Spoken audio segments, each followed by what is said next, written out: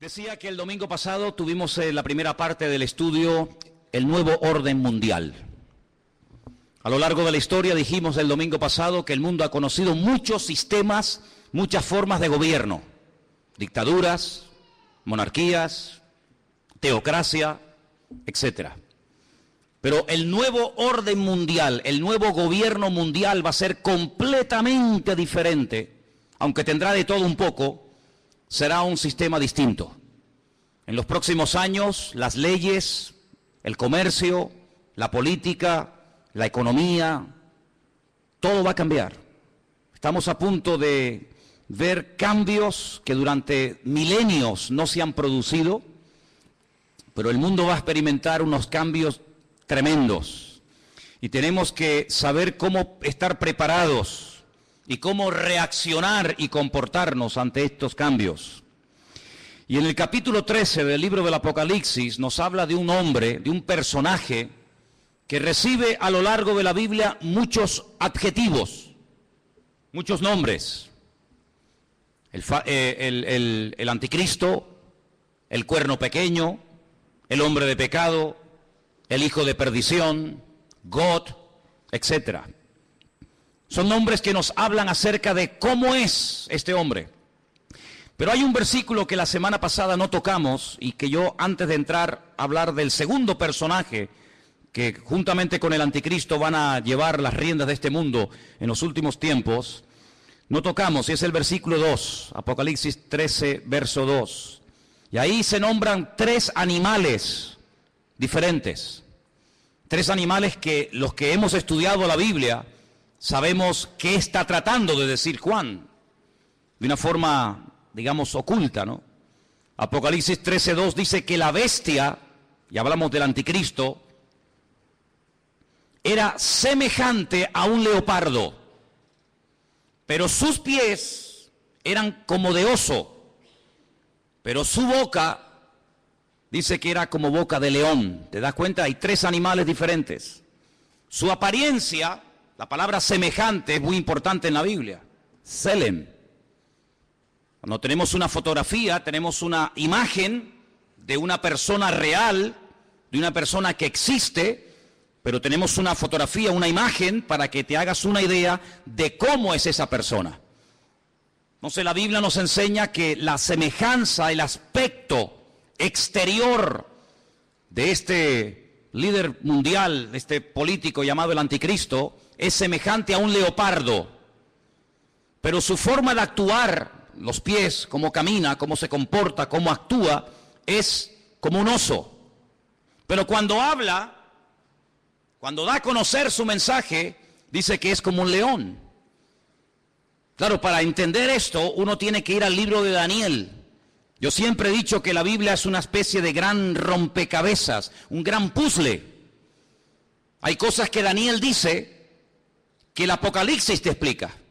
Y hay cosas que lees en el Apocalipsis que si no conoces Daniel, no puedes entender nunca. La Biblia nos enseña que en el Antiguo Testamento, en la época del profeta Daniel en Babilonia, él tuvo un sueño una noche. Y él dice que vio 4 animales que le llamaron tremendamente la atención. Dice que él vio a un león con alas. Dice que vio a un oso que estaba apoyado sobre una pata más que de otra. Luego ve a un leopardo que tiene 4 cabezas y ve a una bestia, que fue la que más le llamó la atención a Daniel. Gracias al Señor, ese sueño el Señor se lo interpretó y le dijo lo que significa. Por eso no tenemos que inventarnos nada.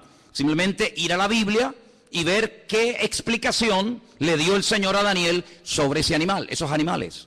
Y le dijo, mira, el león es Babilonia. Amén. El león es el imperio que en este momento tú conoces y gobierna toda la tierra, Babilonia. Ese imperio caería, ese imperio desaparecería con el paso del tiempo y se levantaría otro imperio, que era el imperio de los medos persas, que está tipificado o representado por el oso. Los medos persas también caerían, desaparecerían de la escena mundial y se levantaría un tercer imperio tremendamente poderoso, el imperio de Alejandro Magno, los griegos, representado con un leopardo de 4 cabezas. Y finalmente dice que ve una bestia, no es un animal normal y corriente, es algo extraño, es una bestia, es un monstruo que dice que tiene 10 cuernos y bueno, es un animal indescriptible porque ya te digo, no existe. La historia nos enseña que Alejandro Magno cuando murió no dejó descendencia. No ocupó su hijo y posteriormente el hijo de su hijo el trono, sino que Alejandro Magno murió sin dejar descendencia. Algunos dicen que era homosexual y que nunca se casó y tuvo hijos. Su imperio, que era un imperio enorme, que se extendió por todas partes del mundo conocido, cuando él muere, se divide en 4 pedazos. Y 4 de sus generales más conocidos, Casandro, Lisimaco, Teleuco y Ptolomeo, se apoderaron de lo que antiguamente fue un solo reino, pero que ahora son 4. Y cada uno toma posesión de uno de estos pedazos. Así que sabemos que el león es Babilonia, el oso son los persas o los iraníes, y el leopardo era Grecia. ¿Y qué es lo que está diciendo el Señor a Juan en Apocalipsis capítulo 3? Que cuando aparezca en la escena mundial este hombre, que vamos a llamarlo el anticristo, va a tener de todo un poco. Su apariencia, su aspecto va a ser el de un leopardo, es decir, el de un griego. Cuando él se mueve, se comporta, toma decisiones, se actúa, dice que actuará como un oso, es decir, como un persa. Pero dice que cuando abra la boca y hable, se va a comportar como un león, como un babilónico. Claro, hay que ir a la historia y analizar y estudiar cómo eran esos pueblos. Porque aunque eran todos imperios terribles y paganos y idólatras y despiadados, hay características de unos que otros no tienen. Por ejemplo, los griegos le dieron mucha importancia al aspecto físico, al hedonismo, al vivir bien, al pegarte la gran vida.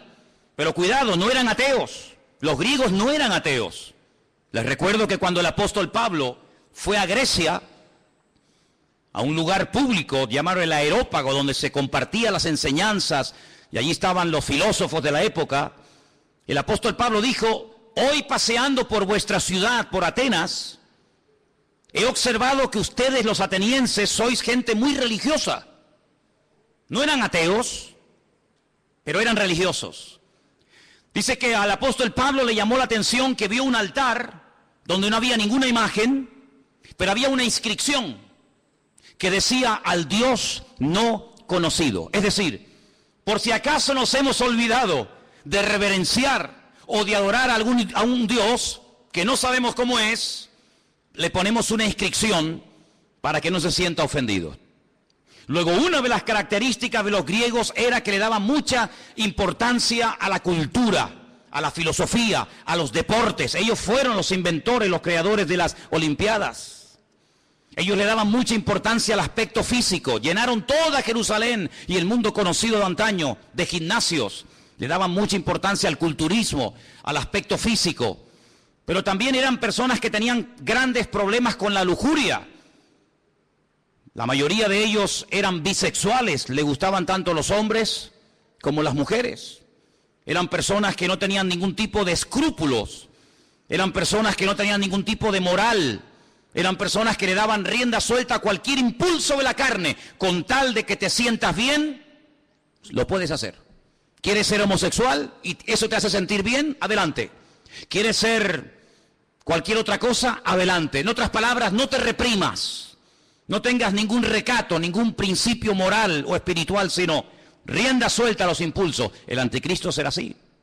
El anticristo no será un ateo, pero será una persona, un libertino, una persona que le dará igual lo que sea, con tal de que la gente se sienta contenta y feliz. Por eso dice que su aspecto, su forma de ser es como la de un griego, una persona que le da lugar a la carne, al hedonismo. Pero dice que cuando actúa como un oso, como un persa. Y hermano, es interesante notar porque el imperio persa siempre tuvo algo muy interesante entre ellos, y es que siempre tenían una intención de expandir su territorio. Saben que desde hace muchos años ha estado mareando la perdiz los persas, Irán, pero una de las cosas que quieren es, siempre lo han querido y lo han dicho y no lo han ocultado, es la destrucción y aniquilación total y absoluta del Estado de Israel. Israel ha amenazado en varias ocasiones a Irán porque sabe que están construyendo armamento nuclear, no con fines, digamos, científicos, sino con fines militares. Irán recientemente dijo, si somos atacados por Israel, tenemos en este momento 80.000 misiles apuntando a la ciudad de Jerusalén y la destruiremos en cuestión de minutos, es lo que ellos dicen. Por lo tanto, aunque aparentemente es una persona pacífica y educada y con una cultura tremenda, por otra parte, en su corazón es una persona que le gusta la guerra.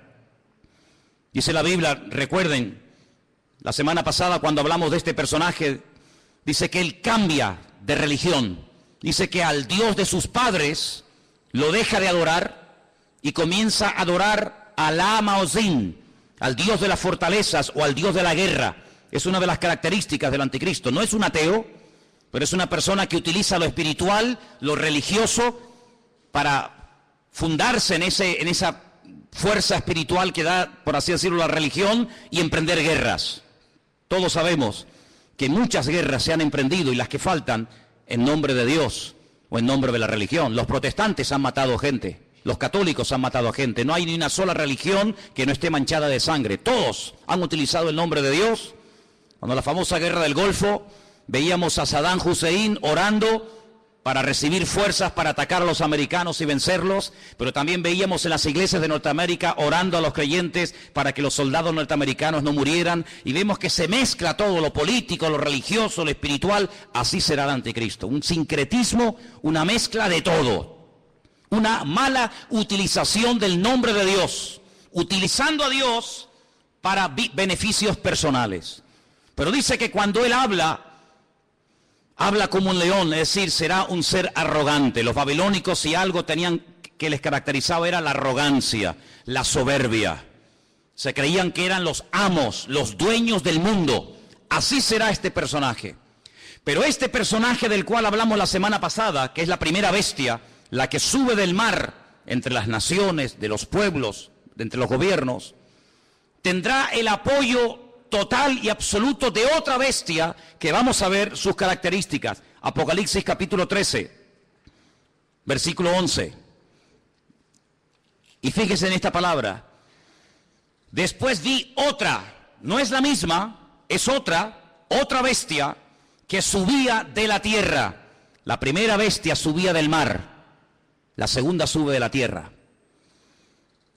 Tenía 2 cuernos semejantes a los de un cordero, pero cuando hablaba como un dragón.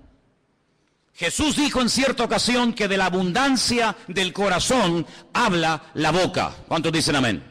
Su aspecto es un cordero, pero en cuanto abre la boca sale toda la basura que tiene dentro y se da a conocer lo que realmente lleva: maldad y muerte por todas partes. Dice que ejerce toda la autoridad de la primera bestia en presencia de ella. Hace que la tierra y los moradores de ella adoren a la primera bestia, cuya herida mortal fue sanada. Versículo 13. También hace grandes señales, de tal manera que aún hace descender fuego del cielo a la tierra delante de los hombres. Versículo 14.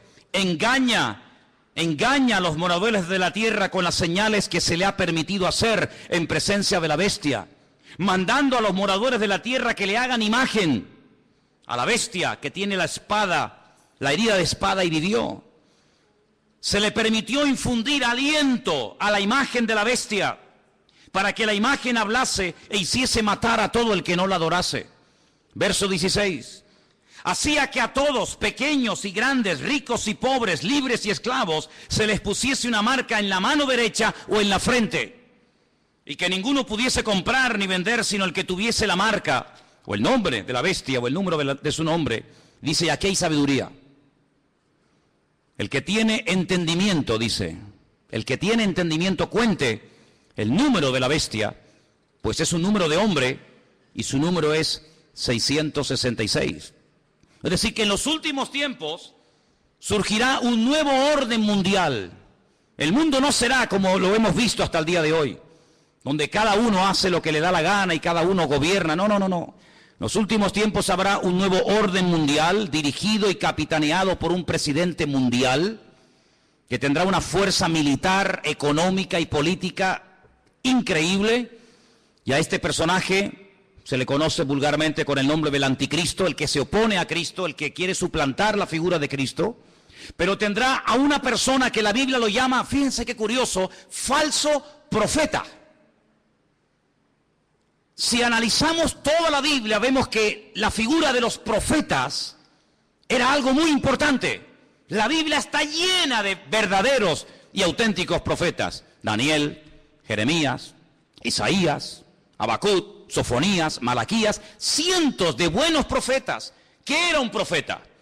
Un profeta era un hombre de carne y hueso, como cualquiera de nosotros, con una comunión con el Señor tremenda, que a través de sueños o de visiones o por voz audible recibía mensajes del Eterno, recibía mensajes del Señor para transmitirlos al pueblo de Israel, para que de esa manera el pueblo no pecara, para que de esa manera el pueblo no terminara adorando a otros dioses, para que el pueblo supiera en todo momento lo que tenía que hacer y lo que no tenía que hacer. Un profeta era una bendición para el pueblo. ¿Por qué? Porque era el nexo que unía al pueblo con Dios y a Dios con el pueblo. Era la persona que hacía la función de la boca de Dios. Cuando Dios quería decirle algo al pueblo, hablaba a través del profeta. Pero dice la Biblia, y la Biblia está llena de ejemplos de falsos profetas. Hay capítulos enteros en Jeremías, en Ezequiel y otros libros que nos hablan acerca del daño tremendo que hacían los falsos profetas.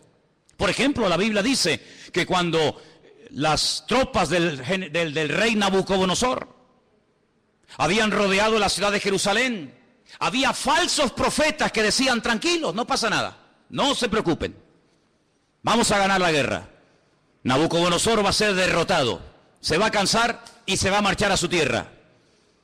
Vienen tiempos de paz, vienen tiempos de abundancia, vienen tiempos de prosperidad, pero había uno llamado Jeremías, que era el verdadero profeta y decía, no les crean, les están mintiendo, es mentira, no viene paz, viene guerra, el enemigo no se va a ir, nos va a destruir, nos va a destruir la ciudad, nos va a quemar el templo, va a matar a nuestros jóvenes.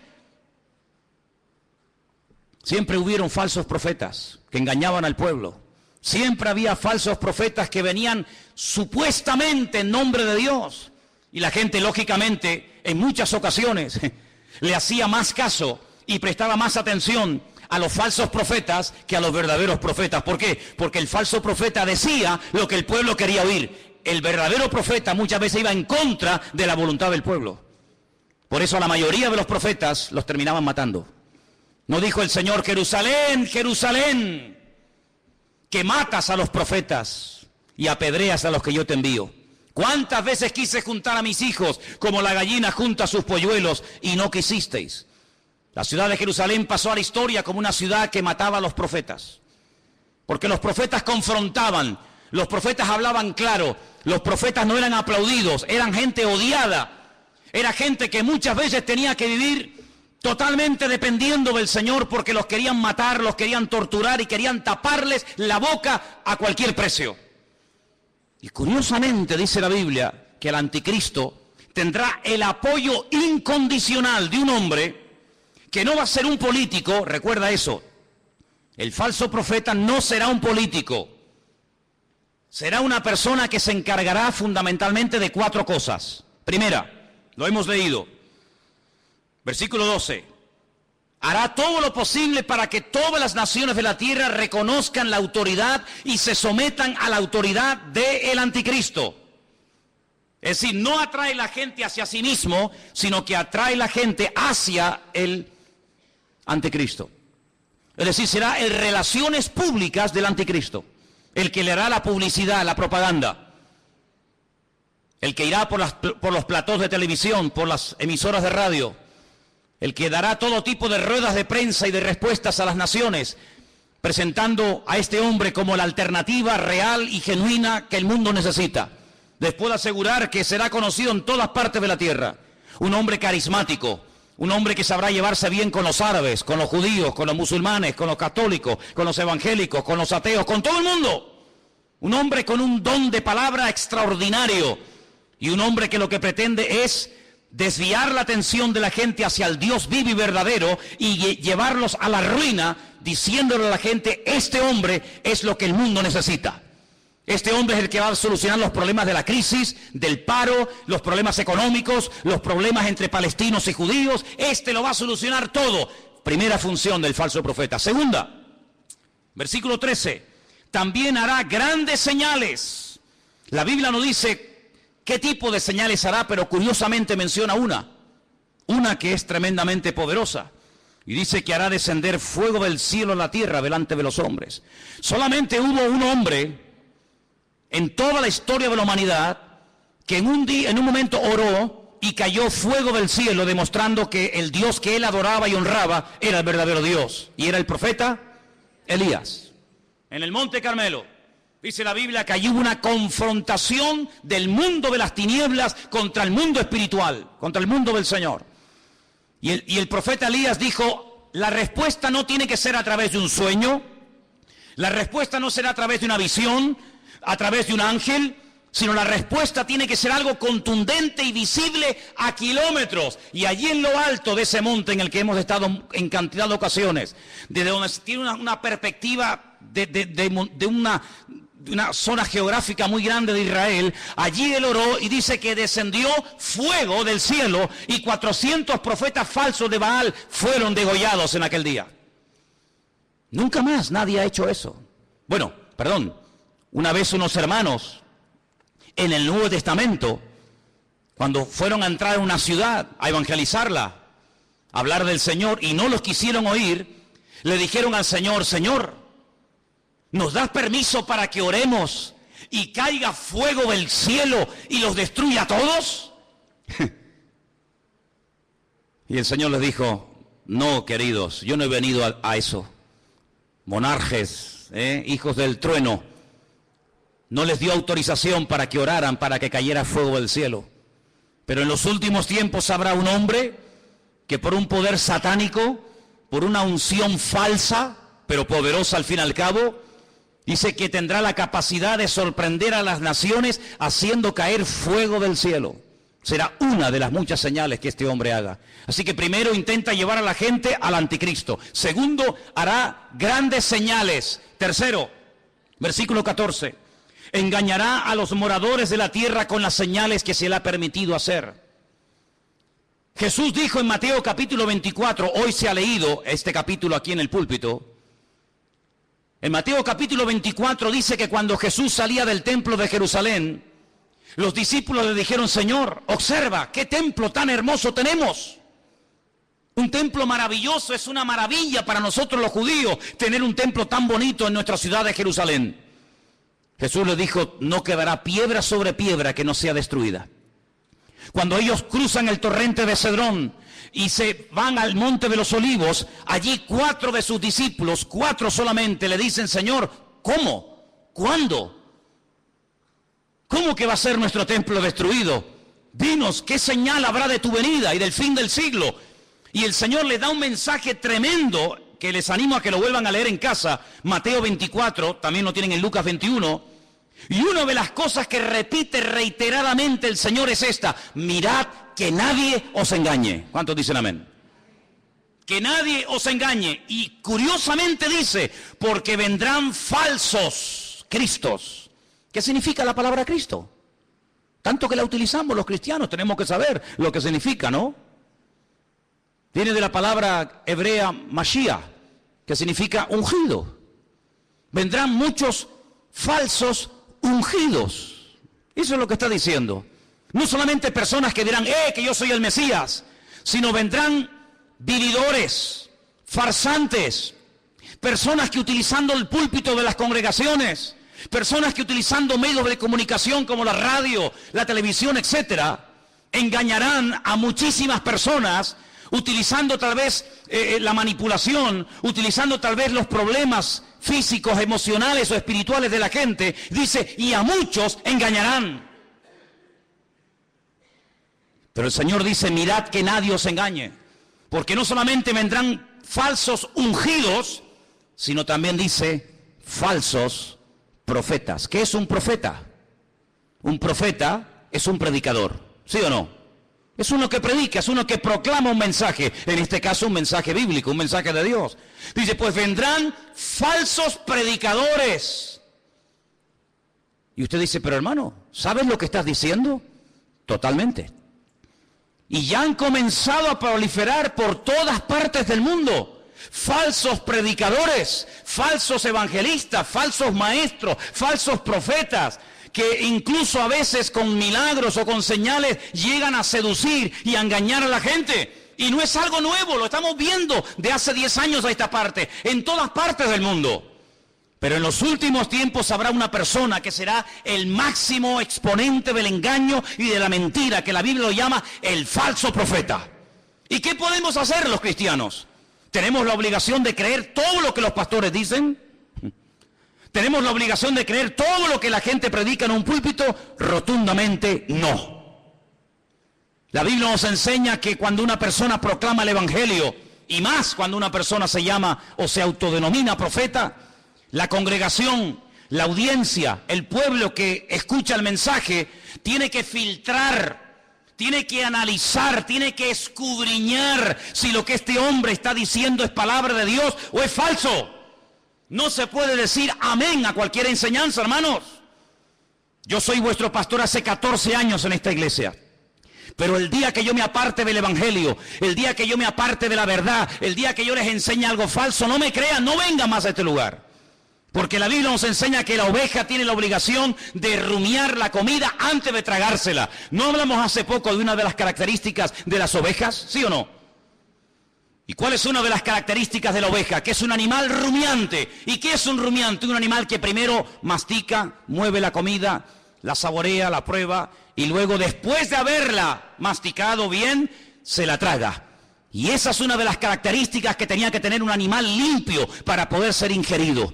El Señor dijo que tenga pezuña y que sea rumiante. Y el Señor quiere que tú seas, permíteme la palabra, un rumiante. Una persona que diga, un momento, te he oído, he prestado atención, he tomado buena nota. Perfecto. Déjame analizar a través de las Escrituras si lo que tú hoy nos has enseñado, si la palabra que nos has traído es bíblica o es mentira y es falsa.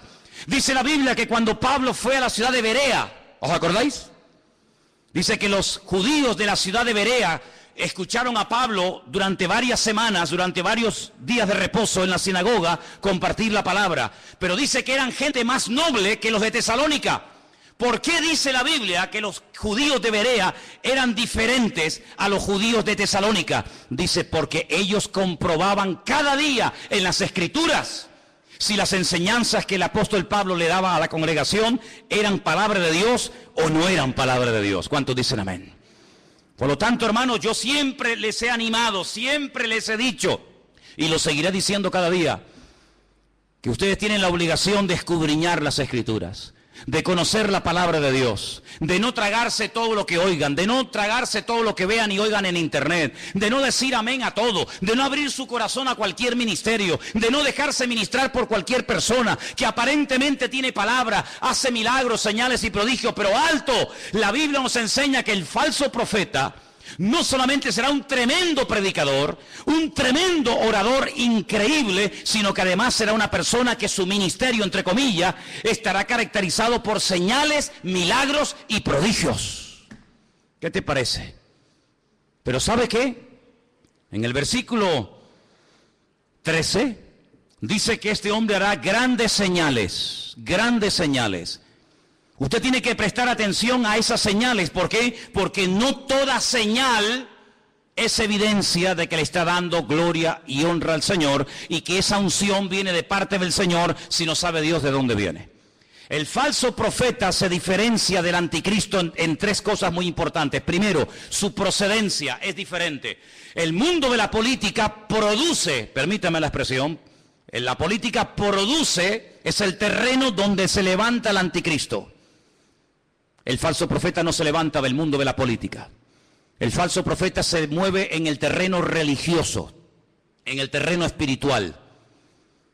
¿Se han dado cuenta que en los últimos años ha habido muchos intentos por tener una religión? Lo intentó la New Age, la nueva era, lo ha intentado el Vaticano en múltiples ocasiones con las famosas reuniones ecuménicas. Los Bahá'í ya propusieron hace muchos años haber una religión mundial, porque fíjense qué curioso, este continente en el que vivimos, el continente europeo, en 2 ocasiones se ha enfrentado a muerte un país contra otro. ¿Sí o no? Primera Guerra Mundial, Segunda Guerra Mundial, unos contra otros, millones de muertos, ciudades arrasadas completamente, familias destruidas. Europa quedó totalmente en ruinas, pero eso ya pasó a la historia.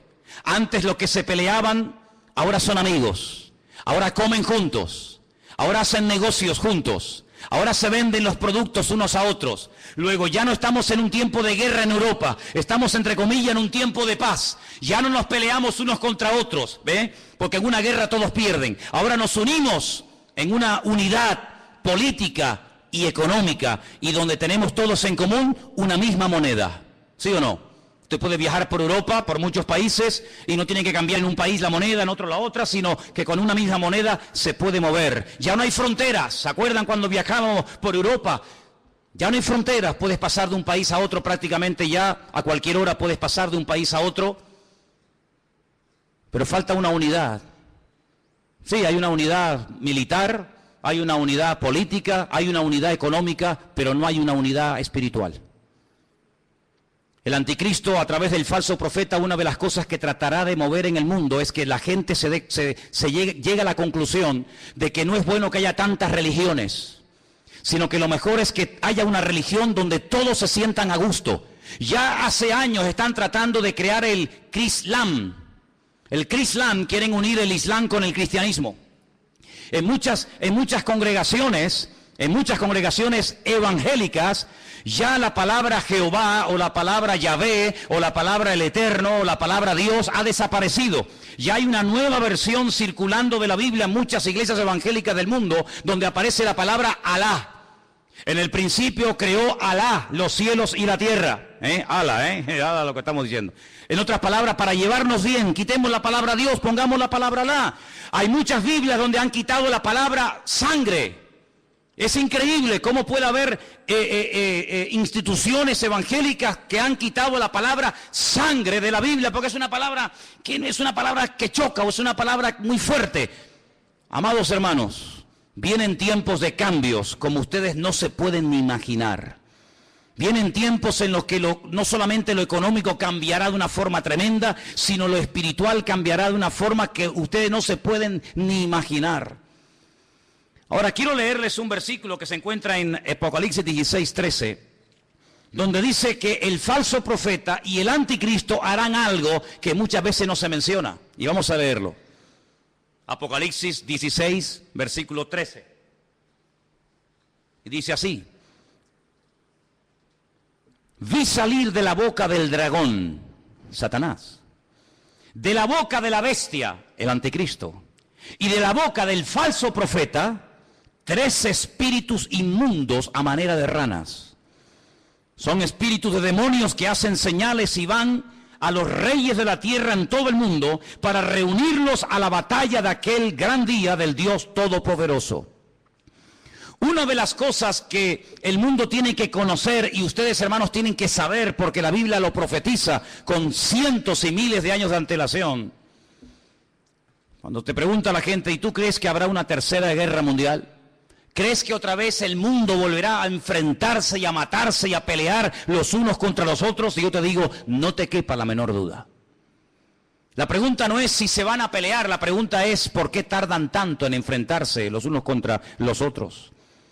El mundo se está convirtiendo en un caldo de cultivo donde la violencia y la agresividad será algo normal. Miren los colegios, hermanos. Hay muchos colegios en los Estados Unidos que es un peligro, porque cuántos niños, cuántas docenas de jóvenes han entrado armados a un colegio y han asesinado a cantidad de compañeros. Amados hermanos, la violencia va a ser una de las características de los últimos tiempos. Habrá violencia en la sociedad, violencia en el tráfico, violencia en las iglesias, violencia en los parlamentos, violencia por todas partes. El Señor Jesucristo dijo que Él vendría, pero antes de que Él viniera, los tiempos en los cuales viviríamos serían como los días de Noé. Y cuando uno observa la generación en la que le tocó vivir a Noé, no era una sociedad pacífica. Cuidado, era una sociedad tremendamente avanzada para la época en la que vivía. Fijaros lo que querían construir. En la época de Noé se quiso construir el edificio más alto del mundo, un zigurat, una torre que llegara al mismo cielo, a la misma presencia de Dios, con el objetivo de demostrarle a Dios que a través de la tecnología de la época, el hombre era capaz de desafiar al mismo Dios y de llegar a su presencia no a través del medio establecido por Dios, sino a través del medio de la mente humana. La tecnología puesta al servicio del mal. ¿Piensan ustedes que el anticristo y el falso profeta no echará mano de la tecnología de la época para engañar y meterse en miles y en miles y en millones de hogares? No les quepa la menor duda. No les quepa la menor duda. Así que en los tiempos de Noé, no fue como en los tiempos del diluvio.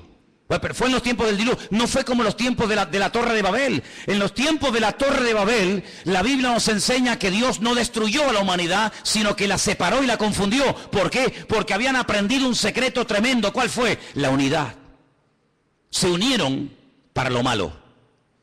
Sin embargo, en el tiempo del diluvio, se mataban los unos a los otros. El anticristo sabe perfectamente que la unidad tiene un poder tremendo. Por eso él lo que intenta es unir religiones, unir filosofías, unir diferentes estilos de vida para llevar a este mundo a la ruina y a la destrucción total. Una de las cosas que el hombre ha intentado y lo está consiguiendo desde los tiempos de la Edad Media es desterrar la palabra Dios, la palabra Biblia del vocabulario del ser humano.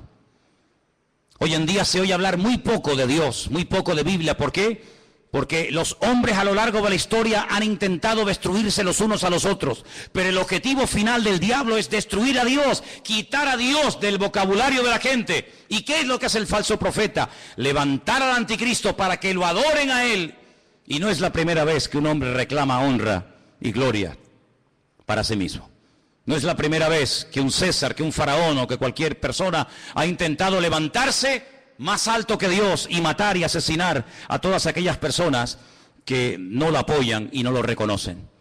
Una de las cosas que hará el falso profeta es algo tremendo. Dice que marcará, sellará a la gente. Ahora, esto no es nada nuevo.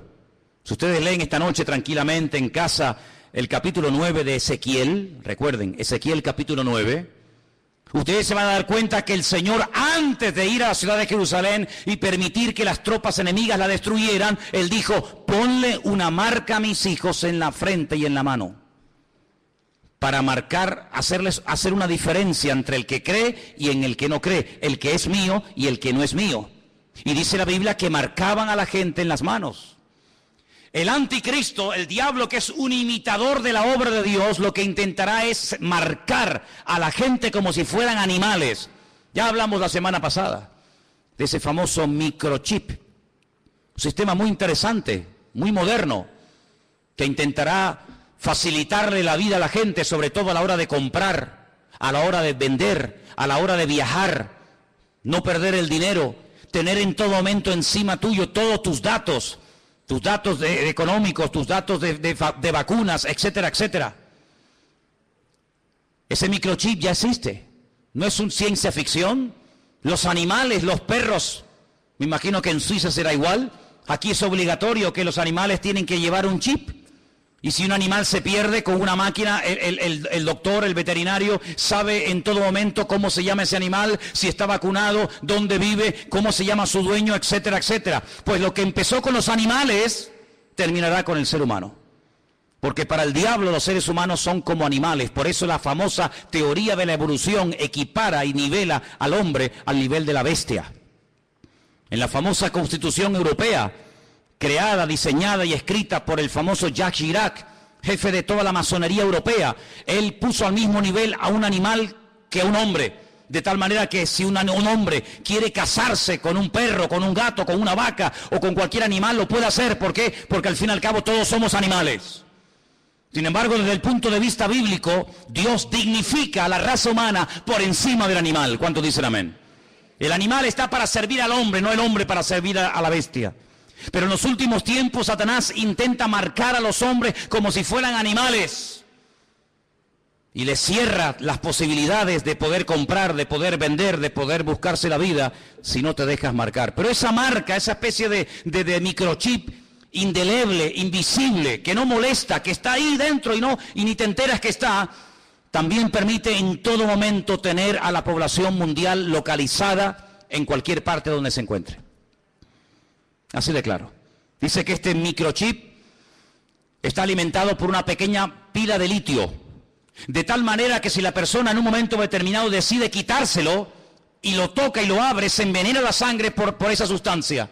Pero en todo momento esa persona está localizada y ya en muchos lugares, gente multimillonaria y personas importantes se están poniendo esa especie de marca de microchip interno en su piel. ¿Para qué? Para estar localizados en caso de que sean secuestrados y que en cualquier momento los puedan localizar. Sí, suena como ciencia ficción, ¿verdad? Suena como algo de Steven Spielberg, ¿no? Suena como algo que tú dices, pero esto es una cosa increíble. Vuelvo a hacerles la pregunta que les hice el domingo pasado.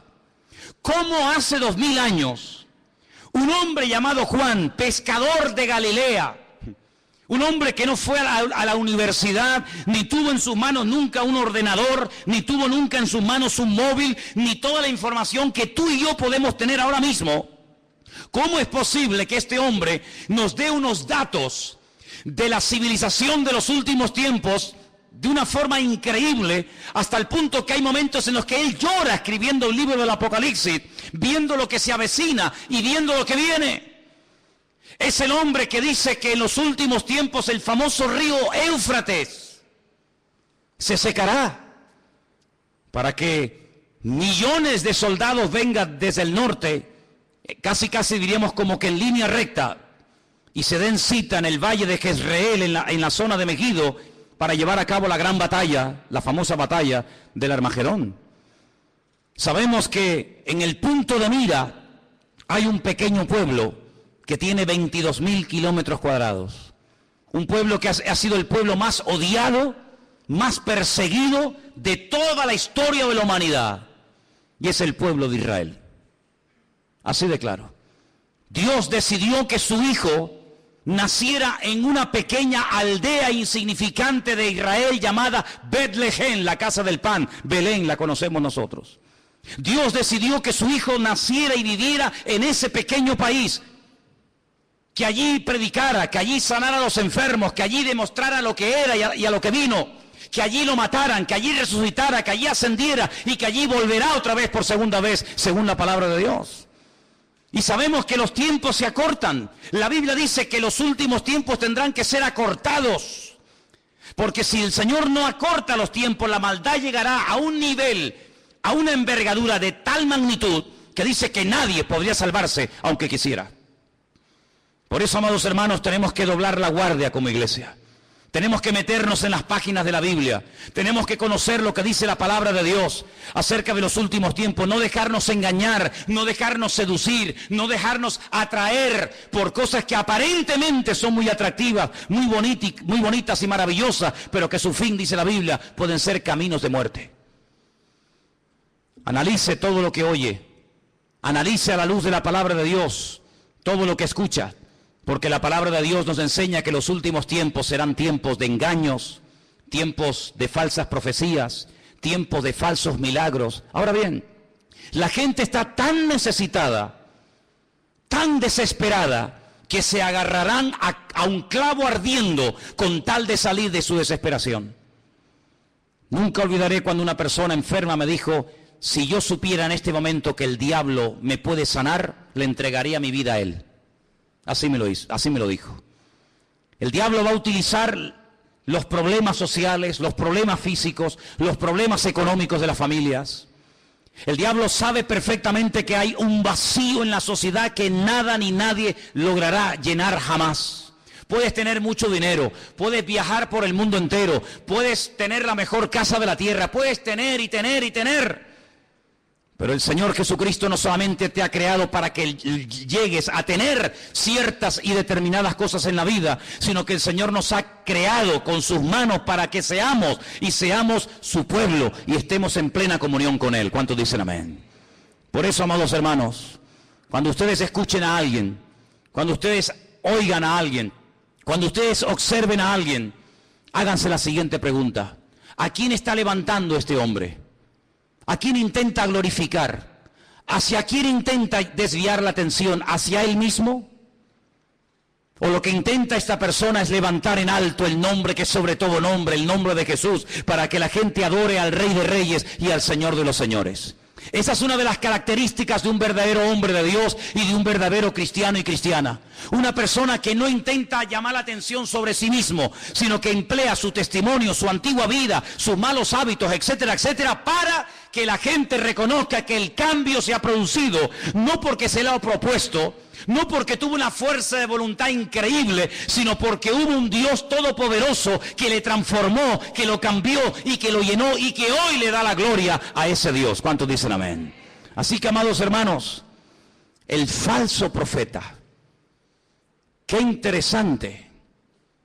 Hay iglesias que se llaman, y no tengo nada en contra de ese nombre, pero iglesias que han decidido llamarse Iglesia de la Profecía. Y hay muchísimas personas que les encanta todo lo profético. He ido incluso a algunas reuniones, he ido a algunas convenciones, no muchas, pero alguna vez he escuchado personas que cuando van a un evento, a una conferencia, a un culto especial, lo que te dicen es: he venido aquí porque este hombre o esta hermana o esta mujer tiene profecías y tiene palabras para mí. Y la gente hace cola y espera horas para que vaya una persona y le imponga las manos y algo con voz bajita, la mayoría de las veces le susurre al oído y le diga que va a ser y que va a tener y que va a ser prosperado y que va a ser bendecido. Y la gente agarra esa palabra como si fuera una palabra de Dios, cuando la única palabra de Dios que tenemos es esta que tenemos en nuestras manos. ¿Cuántos dicen amén?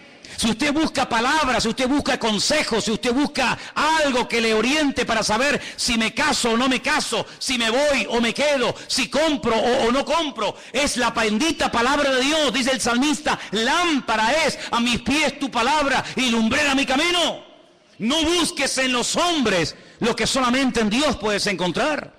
Si buscas palabra, métete en tu aposento, dice la Biblia, cierra tu puerta. Y tu Padre que te ve en lo secreto, dice, te recompensará en público. Pero qué fácil es ir a una persona para que nos diga esa persona supuestamente en nombre de Dios lo que yo tengo que hacer. Cuidado, porque la Biblia dice que en los últimos tiempos el don de la profecía será mal usado para engañar y para seducir a las almas inconstantes. Claro que creemos en las profecías. No menospreciéis las profecías, dice la Biblia, pero las profecías de la Biblia, no las profecías inventadas, no el producto de la imaginación. ¿Saben lo que decía Jeremías al pueblo?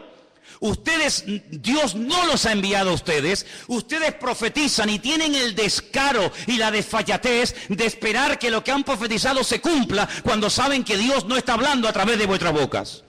Amados hermanos, maldito el hombre que confía en el hombre, pero bienaventurado el hombre que confía en el Señor. ¿Cuántos dicen amén? Vienen tiempos difíciles, vienen tiempos de cambios, vienen tiempos donde vamos a ver cosas muy raras, muy extrañas. Ya hay iglesias en el mundo para homosexuales, no sé si lo sabían. Iglesias evangélicas gay, ya están por el mundo, por todas partes. Iglesias donde ya no se habla de la sangre de Cristo ni la muerte del Señor. Iglesias donde todo vale. Iglesias donde te puedes casar, separar, divorciar, estar con este, estar con la otra, estar con él, ahora me caso, ahora me divorcio y no pasa nada. Dios es un Dios de amor. Vamos a ver cosas muy extrañas en los últimos tiempos. Pero recuerda algo, Dios es santo. y quiere que tú y yo también seamos santos. Huye de todo lugar donde te lo pongan fácil, escúchame bien. Huye de todo lugar donde te lo pongan fácil para que no te ofendas. Lo políticamente correcto, sabes que es una expresión que se usa mucho hoy en día, ¿no? Lo políticamente correcto, no lo digas tan duro para que no se ofendan, no lo digas tan contundente para que no... Huye de los lugares donde todo te lo ponen bonito y fácil.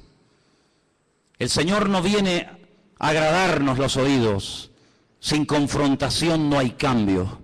Y la palabra de Dios viene para sacudirnos y para que le busquemos a Él en espíritu y en verdad. Y si el Señor tiene que sacudirnos en esta tarde y romper esquemas religiosos de nuestra vida, y si tiene que abrirnos nuestros ojos a una realidad que viene, nos guste o no, pues bendito sea el Señor. Pero la iglesia en esta hora tiene que dar la talla. Somos la sal de la tierra, somos la luz del mundo y no podemos en este momento de la historia, hermanos, claudicar, no podemos enfriar, no podemos dar marcha atrás. Estamos, hermanos, oyendo la trompeta del Señor. Dios viene, el Señor viene pronto y quiere que su iglesia se ponga las pilas, que se levante en pie de guerra y le diga al diablo, alto, aquí estamos los hijos de Dios. Aquí todavía hay gente que vive en orden, aquí todavía existe la familia, aquí existe el perdón, aquí existe la misericordia, aquí existe la fe. ¿Por qué? Porque nosotros creemos que lo que Dios prometió en su palabra es la verdad. ¿Cuántos dicen amén? Quiero que cierres tus ojos ahí donde estás. Y recuerda las palabras del Maestro. Mirad que nadie os engañe. Mirad que nadie te engañe. Ni pastores, ni profetas, ni rabinos, ni falsos mesías, que nadie te engañe. Dice la Biblia, conoceréis la verdad, y la verdad os hará libres. Amados hermanos, si quieres ser libre, tienes que conocer la verdad, y la verdad es Jesucristo. Él es el camino, Él es la verdad y Él es la vida. La gente va a ser engañada porque buscan fuera del Señor. Si buscaran en Dios no serían engañados. Si buscaran en la palabra de Dios no serían apaleados ni heridos. El problema es cuando a veces buscamos fuera de Dios otros caminos, otras formas, y te equivocas. Si estás buscando, busca en Dios. Ven a Dios, ven a Él en esta tarde. Ríndele tu corazón. Ríndele tu vida en esta tarde al Señor. Deja que Él aclare tus dudas. Él es el verdadero. Él es el Dios vivo y verdadero y no hay otro. Gracias, Señor Jesús. Recibe toda la gloria y el reconocimiento. Dice la Biblia que el anticristo, una de las cosas que hará es negar que Cristo vino en carne. Negar que Él vino. Y toda persona que niega que Cristo vino es el anticristo, dice el apóstol Juan. Nosotros en esta tarde rechazamos a este espíritu y declaramos en el nombre de Jesús que tú viniste en carne. Y confieso y declaro públicamente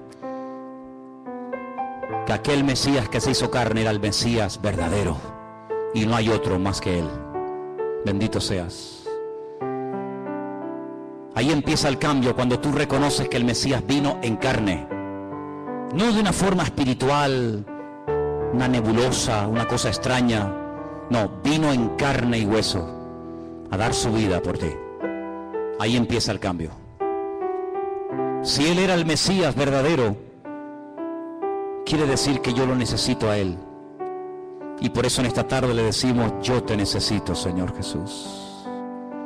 Te necesitamos, Señor, en nuestra vida.